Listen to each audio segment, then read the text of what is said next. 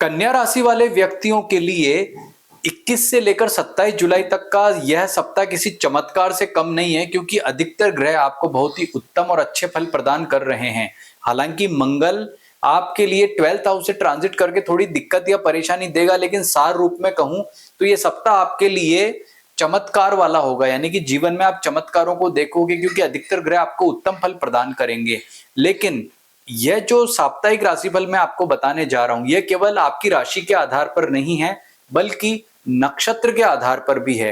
बहुत सारे कन्या राशि वाले मित्र हैं जो हमें अक्सर ये पूछते हैं कि भाई कन्या राशि वाले लोग तो दुनिया में करोड़ों हैं, तो क्या सबको एक जैसा फल मिलता है? नहीं, इसमें 3 कैटेगरी होती है। यानी आपके जन्म नक्षत्र जो है वो उत्तरा, फाल्गुनी, हस्त या चित्रा में आपका जन्म होता है। उत्तरा फाल्गुनी के लास्ट के 3 चरण, हस्त के 4 चरण और चित्रा के शुरुआत के 2 चरण में आपका जन्म है। तो इसका मतलब यह है कि आपकी जन्म राशि कन्या है, और कन्या राशि में आपने जन्म लिया है, तो ऐसी स्थिति में आपको किस प्रकार के फलों की प्राप्ति होगी, तो ये जन्म नक्षत्र के आधार पर आपको मैं जो है बिल्कुल डीप में, गहराई में जाकर के बताऊंगा कि कन्या राशि और इन नक्षत्र में जन्म है तो आपको कैसा फल मिलेगा। और जन्म नक्षत्र आपको नहीं पता है तो अपनी जन्म तारीख, जन्म समय, जन्म स्थान हमें कमेंट में या जो है हमारा ये व्हाट्सएप नंबर, इस पर लिख करके भिजवा दो, तो आपका जन्म नक्षत्र भी हम बता देंगे।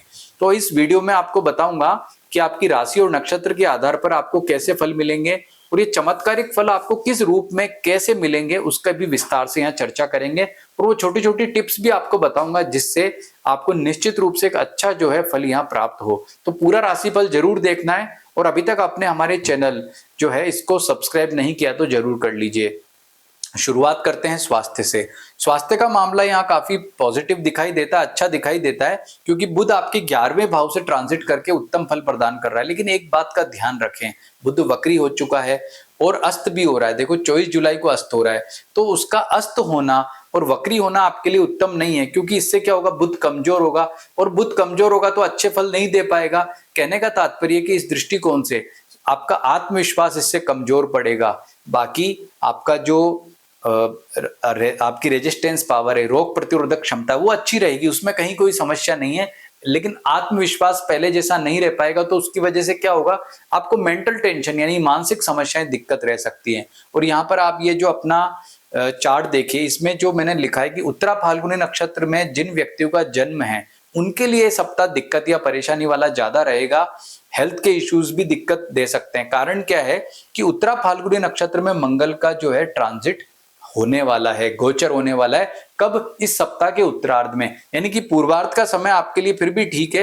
एक तो आपके लिए 27 तारीख वैसे भी अच्छी नहीं है, ये तो सभी कन्या राशि वालों के लिए खराब है। लेकिन यदि आपका जन्म उत्तरा फाल्गुनी नक्षत्र के लास्ट के 3 चरण और कन्या राशि में है, तो आपके लिए चूंकि मंगल आपके नक्षत्र में ही ट्रांजिट करेगा, तो यह स्थिति सबसे ज्यादा दिक्कत वाली, परेशानी वाली रहेगी। आप ये लिख करके ले लें भाई, जिनका उत्तरा फाल्गुनी नक्षत्र है वो मंगल का विशेष उपाय करें। ओम अम अंगारकाय नमः, इस मंत्र का जप करना है। गाड़ी वगैरह धीरे चलानी है, ज्यादा टेंशन नहीं लेनी है। बीपी वगैरह रहता है, दिक्कत रहती तो उपाय कर लें, मंगल के दान वगैरह कर लें। ये डिफाइन किया मैंने किस आधार पे? आपके नक्षत्र के आधार पर। और इसके अलावा आप देखें, ये उत्तराषाढ़ा आपका जो नक्षत्र यहाँ लिखा है, ये क्या है? आपका कर्म नक्षत्र, और भरणी आपका क्या है? आधान नक्षत्र। ऐसे ही हस्त नक्षत्र में आपका जन्म है, तो अभिजीत आपका क्या है? आपका कर्म नक्षत्र, और कृतिका क्या है? आपका आधान नक्षत्र। ऐसे ही चित्रा में अगर आपका जन्म है शुरुआत के 2 चरणों में, तो आपके लिए श्रवण क्या है? आपका कर्म नक्षत्र, और रोहिणी क्या है? आपका आधान नक्षत्र। कहने का मतलब, अगर आपका इन नक्षत्रों में जन्म है तो ये नक्षत्र आपके क्या है? मूल त्रिकोण नक्षत्र कहलाते हैं। यानी कि इन 3 नक्षत्र में अगर कोई ग्रह ट्रांजिट करेगा तो आपको जो है दिक्कत या परेशानी रहेगी। तो अभी, और खासकर पाप ग्रह करे तो, अब पाप ग्रह कौन सा है? सूर्य पुष्य में यहाँ पर कर रहा है, मंगल जो है पूर्वा फाल्गुनी उत्तरा फाल्गुनी में कर रहा है, शनि जो है उत्तरा भाद्रपद में कर रहा है, तो और ये राहु पूर्वा भाद्रपद में कर रहा है, और केतु पूर्वा फाल्गुनी में कर रहा है। तो ऐसे में जो इम्पैक्ट है इन ग्रहों में, केवल आपके लिए मंगल का इम्पैक्ट उत्तरा फाल्गुनी नक्षत्र वालों के लिए है। ऐसे इस चीज को आप, इस विषय को इस प्रकार से आप समझ सकते हैं कि उत्तरा फाल्गुनी वालों के लिए सबसे टफेस्ट टाइम है। तो कन्या राशि है आपकी, लेकिन उत्तरा फाल्गुनी नक्षत्र है, तो सतर्क रहना है। बात करते हैं आपके करियर की। नौकरी पैसा वालों के लिए समय अच्छा कहा जा सकता है। चूंकि बुध थोड़ा कमजोर हो गया है तो उतना आत्मविश्वास नहीं रहेगा, लेकिन फिर भी यश प्रतिष्ठा अच्छी है।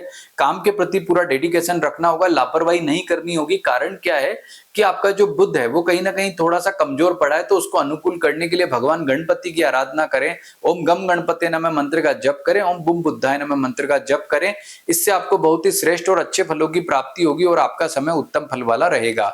व्यापारियों की बात करें तो व्यापारियों के लिए भी समय अच्छा कहा जा सकता है, श्रेष्ठ कहा जा सकता है।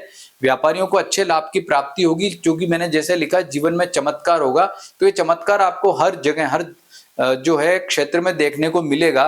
लेकिन ये ध्यान रखना कि ये चमत्कार उत्तरा फाल्गुनी नक्षत्र वालों के नहीं, केवल हस्त और चित्रा नक्षत्र वालों के ज्यादा संभावनाओं को दिखाता है, क्योंकि उत्तरा फाल्गुनी नक्षत्र में मंगल का ट्रांजिट जो है होकर के खेल को बिगाड़ रहा है। ठीक है, उपाय क्या करना हो पहले बता चुका हूं।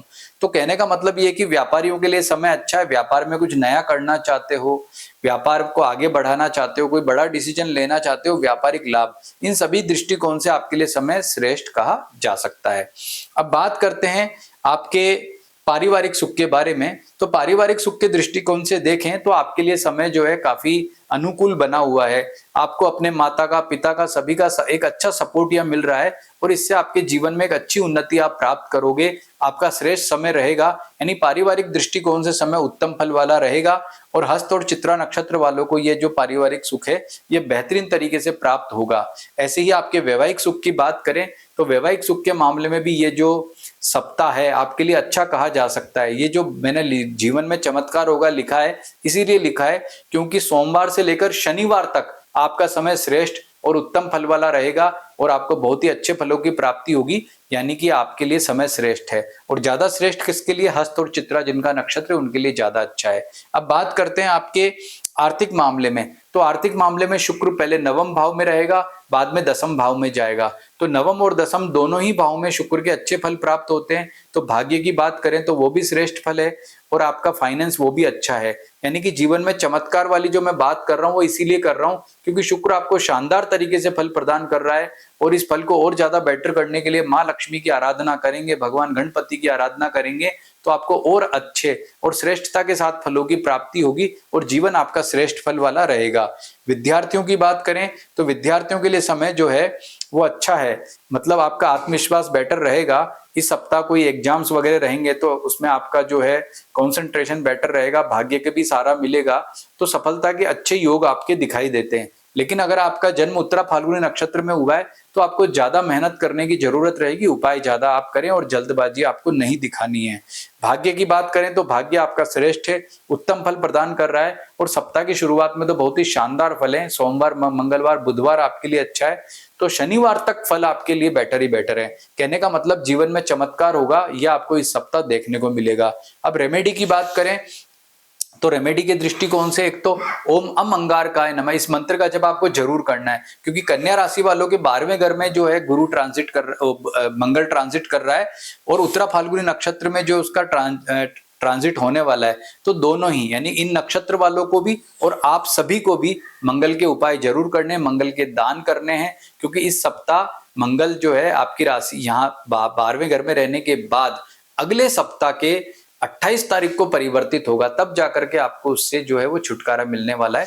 तो मंगल के उपाय करें, भगवान गणपति की पूजा करें, इसके अलावा माँ लक्ष्मी की पूजा आराधना करें, बाकी जो उपाय वीडियो में बताए वो करें। तो इससे आपको जो है निश्चित रूप से बहुत ही अच्छे शुभ फलों की प्राप्ति होगी और आपका समय हर दृष्टिकोण से बहुत ही श्रेष्ठ होगा। और हाँ, अगर अपना जन्म नक्षत्र ज्ञात करना है तो इन नंबर पे अपने जो है जन्म विवरण को आप भेजें, हम आपको बताएंगे कि आपका जन्म नक्षत्र कौन सा है। उसके बाद आपको हर सप्ताह बहुत ही गहन और बिल्कुल सूक्ष्म राशिफल यहाँ पर देखने को मिलेगा। नमस्कार।